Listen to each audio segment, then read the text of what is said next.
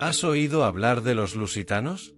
Este pueblo, que vivió en la península ibérica hace más de 2000 años, fue uno de los mayores desafíos que Roma enfrentó en su expansión. No solo eran guerreros hábiles, eran sobrevivientes natos, conocían cada montaña, cada valle, cada paso secreto de su territorio. Y eso los hacía prácticamente imposibles de capturar. Los lusitanos no estaban en cualquier parte. Vivían entre los ríos Duero y Tajo, en una región llena de montañas y valles profundos. Para los romanos, esto era una pesadilla. Mientras los ejércitos romanos marchaban pesadamente por terrenos abiertos, los lusitanos se escondían en las colinas, observaban cada movimiento del enemigo y atacaban en el momento perfecto. Si alguna vez has intentado correr por un sendero lleno de piedras y cuestas mientras alguien acostumbrado al terreno corre libremente a tu lado, sabes la diferencia que eso hace. Los lusitanos crecieron allí, moldeados por ese entorno. No tenían grandes ciudades, pero vivían en castros, pequeñas aldeas fortificadas estratégicamente situadas para defenderse de los invasores. ¿Y los romanos? Bueno, ellos estaban acostumbrados a conquistar territorios más planos, donde podían construir caminos y avanzar rápidamente. Pero contra los lusitanos, esa táctica simplemente no funcionaba. El terreno era un aliado de los nativos. Ahora dime, ¿cómo podría Roma derrotar a un enemigo que parecía aparecer de la nada, atacar y desaparecer sin dejar rastro? De eso vamos a hablar en los próximos temas. Pero antes de continuar, no olvides suscribirte, darle like y seguirnos en el canal. Así llegaremos a nuestra meta de 2000 suscriptores. ¡Vamos juntos! No todo en la historia es blanco o negro. Cuando los romanos llegaron a la península ibérica, intentaron encajar a los lusitanos en alguna categoría conocida. ¿Celtas? ¿Ibéricos? Estrabón, uno de los grandes geógrafos de la época, decía que eran celtas. Pero los vestigios arqueológicos cuentan otra historia. Los lusitanos ya estaban allí antes de la llegada de los celtas. Eran un pueblo de origen indoeuropeo, con costumbres propias, un idioma diferente y una forma peculiar de organizar sus aldeas y su guerra. Con el tiempo, claro, absorbieron algunas influencias de los vecinos, pero sin perder su identidad. Plinio el Viejo, historiador romano, percibió bien esta diferencia. Para él, los lusitanos eran una tribu única, distinta de cualquier otro pueblo de la región. Y esta individualidad los convirtió en una pesadilla para Roma. Otras tribus acababan cediendo a la dominación romana, aceptando sus costumbres y su autoridad. Pero los lusitanos resistían.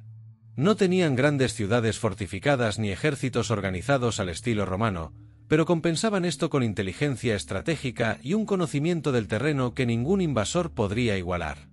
Roma estaba acostumbrada a vencer grandes ejércitos en campos de batalla abiertos. Pero ¿cómo enfrentar a un enemigo invisible, que se escondía en las montañas y atacaba como un fantasma? Los romanos aún no lo sabían, pero estaban a punto de descubrirlo de la peor manera posible. Los romanos pensaban que conquistar la península ibérica sería fácil. Después de todo, ya habían derrotado a Cartago en la Segunda Guerra Púnica y asumido el control de varias regiones en el sur de Hispania. ¿El problema? No todo el mundo aceptó esta nueva orden impuesta por el imperio. Y los lusitanos estaban en la cima de la lista de los que no se iban a rendir sin luchar. La tensión crecía cada año. El dominio romano trajo impuestos, ocupación militar e intentos de imponer sus leyes a pueblos que siempre habían vivido de manera independiente. Para los lusitanos, esto era inaceptable. No veían sentido en pagar tributos a un imperio que ni siquiera respetaba sus tierras.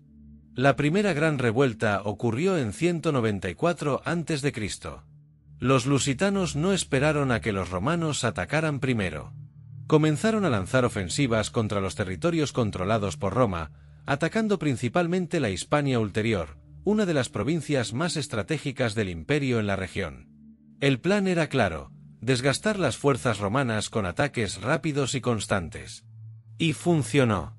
Las legiones romanas estaban acostumbradas a enfrentar ejércitos organizados, que luchaban en formaciones rígidas. Pero los lusitanos jugaban un juego diferente. Emboscaban a los soldados en pasos estrechos, destruían suministros y desaparecían antes de que los romanos pudieran reaccionar. Roma se dio cuenta de que esa guerra sería larga. No bastaba con enviar tropas y esperar que los lusitanos se rindieran. Si querían controlar de verdad la región, tendrían que acabar con esta resistencia de raíz.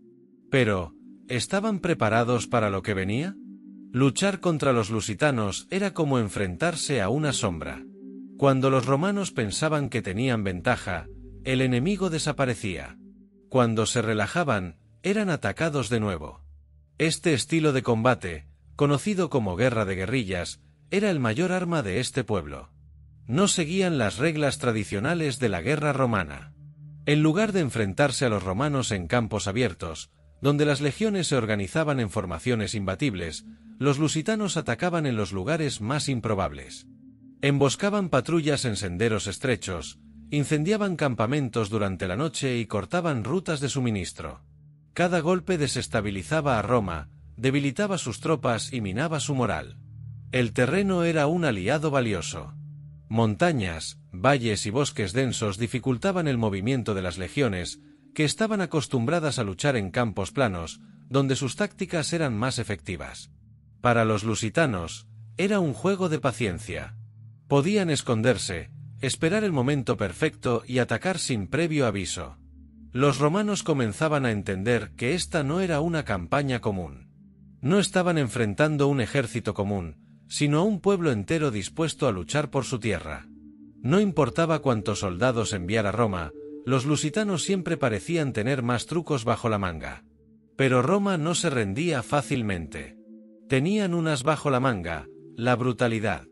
Y eso los llevó a cometer uno de los actos más crueles de esta guerra. Si hasta aquí te está haciendo sentido, comenta el número 1 y comparte tu opinión aquí. Me encantaría conversar contigo sobre las historias romanas. Roma era poderosa, pero también sabía ser traicionera. Cuando se dio cuenta de que no podía derrotar a los lusitanos en combate directo, intentó algo diferente: engañarlos. Y quien puso en marcha este plan fue Servio Sulpicio Galba, gobernador romano de Hispania Ulterior. El plan parecía simple: fingir un acuerdo de paz.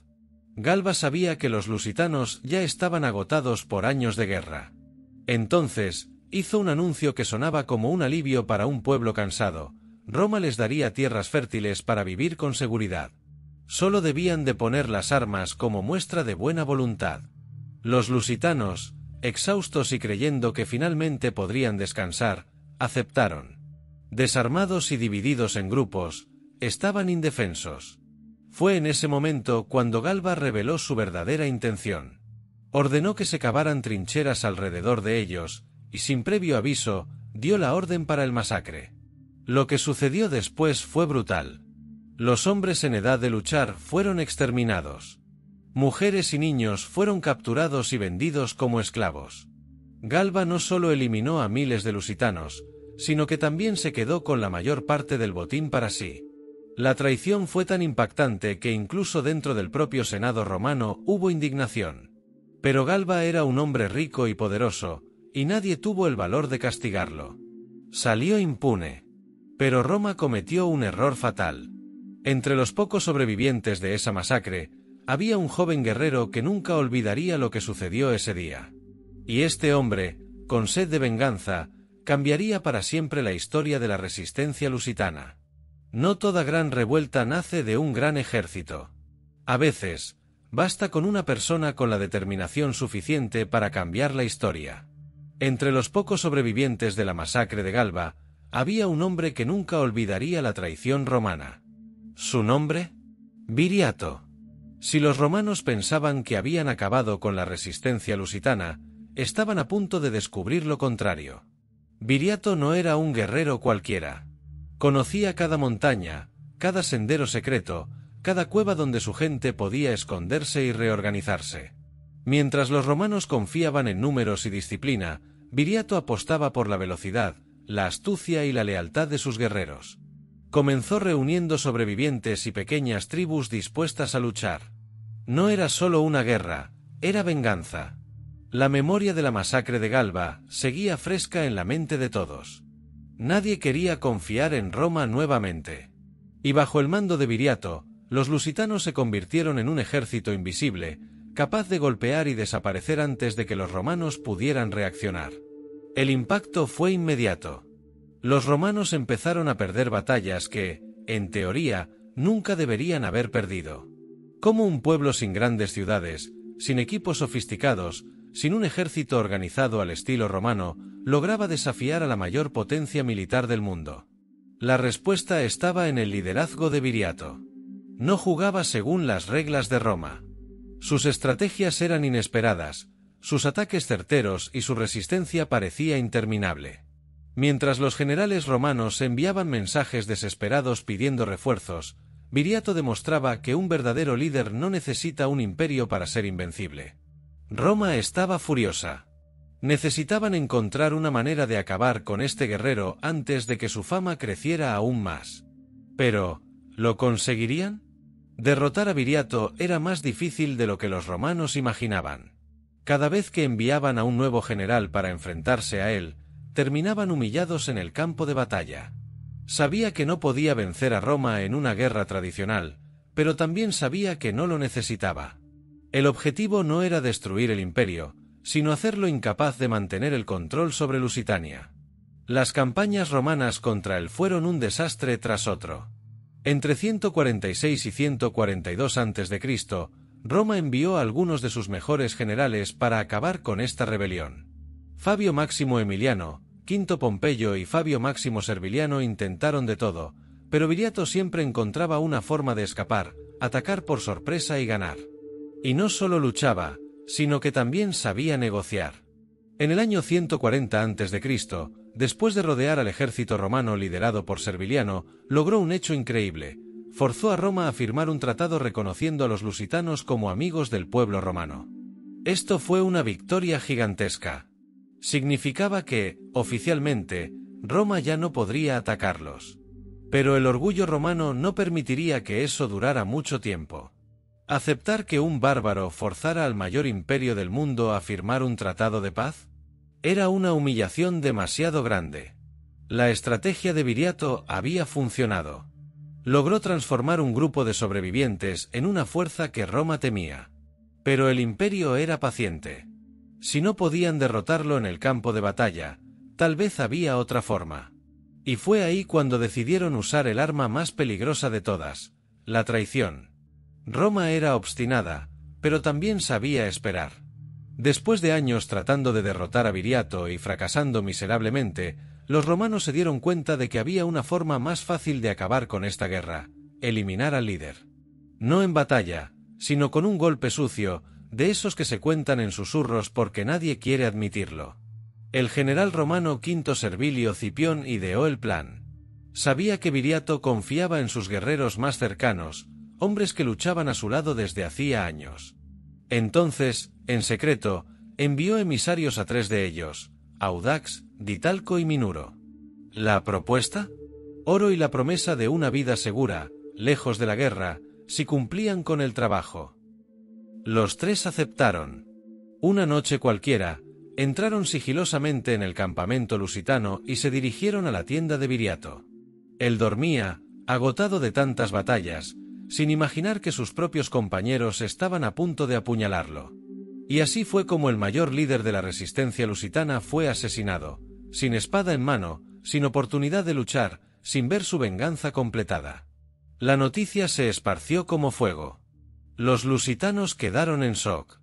El hombre que había liderado su resistencia contra el mayor imperio del mundo había sido traicionado por aquellos en los que más confiaba. Pero el golpe más irónico aún estaba por llegar.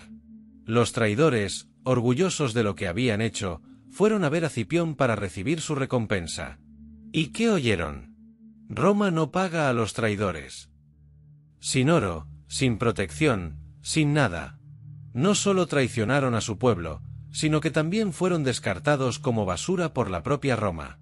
La muerte de Viriato no fue el fin inmediato de la resistencia, pero sí un golpe brutal. Sin él, los lusitanos quedaron desorganizados. Intentaron seguir luchando, pero ahora les faltaba la genialidad de su líder, esa que siempre los mantenía un paso adelante de Roma.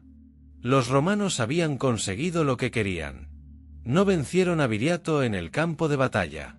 Pero al final, una puñalada silenciosa hizo lo que legiones enteras no pudieron lograr. Roma pensó que ese era el fin de los lusitanos.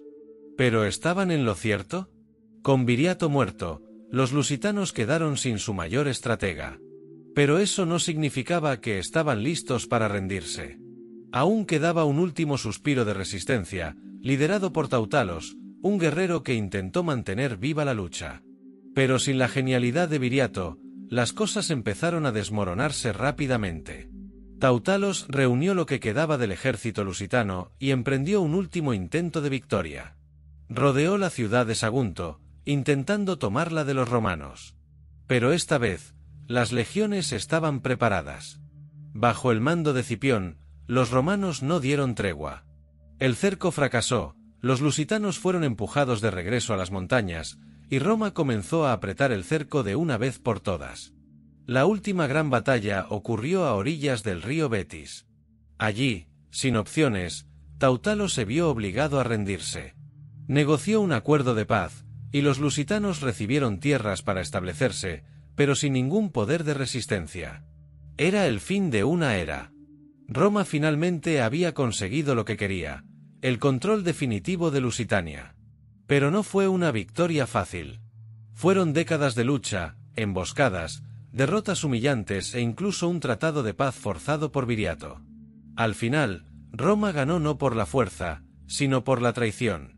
Aún así, la cultura lusitana no desapareció. Muchos se integraron al imperio, y con el tiempo, la región pasó a ser una parte importante de la provincia romana. La guerra terminó, pero la historia de los lusitanos y su espíritu indomable quedó grabada para siempre. Roma sabía que solo derrotar a los lusitanos en batalla no era suficiente. Si querían mantener el control total de la región, debían borrar cualquier posibilidad de una nueva revuelta. Y eso fue exactamente lo que hicieron. En el año 60 a.C., apareció un nombre con peso, Julio César. Aún no era el gran dictador que conocemos, pero ya mostraba su ambición. Liderando una campaña militar en la península ibérica, César fue responsable del golpe final contra las últimas tribus rebeldes, eliminando cualquier resistencia restante. Con esta ofensiva, los lusitanos fueron completamente subyugados. Muchos fueron muertos, otros esclavizados, y los que quedaron fueron forzados a adaptarse al dominio romano. Sus aldeas se transformaron en ciudades romanas, sus rutas comerciales fueron incorporadas al imperio, y poco a poco, la cultura lusitana se mezcló con la romana. Este proceso de integración continuó durante el gobierno del emperador Augusto, quien, en 29 a.C., decretó la Pax Romana, un periodo de paz impuesta por el imperio.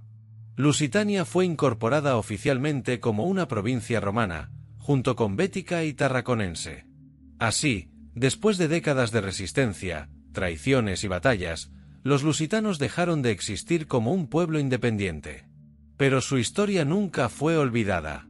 Pasaron a la memoria como uno de los mayores desafíos que Roma enfrentó. Siglos después, las tierras donde un día los lusitanos lucharon se convirtieron en parte de lo que hoy conocemos como Portugal y parte de España. Y aún hoy, el espíritu guerrero de este pueblo resuena en la identidad de la región. La guerra terminó, pero la leyenda de los lusitanos sigue viva hasta hoy. Si te ha gustado esta historia, ya sabes, dale like, compártela y sigue explorando el fascinante pasado de la humanidad. Antes de irte, echa un vistazo al vídeo que aparece en la pantalla, lo elegí para que sigas descubriendo más sobre las historias romanas. Hasta el próximo vídeo.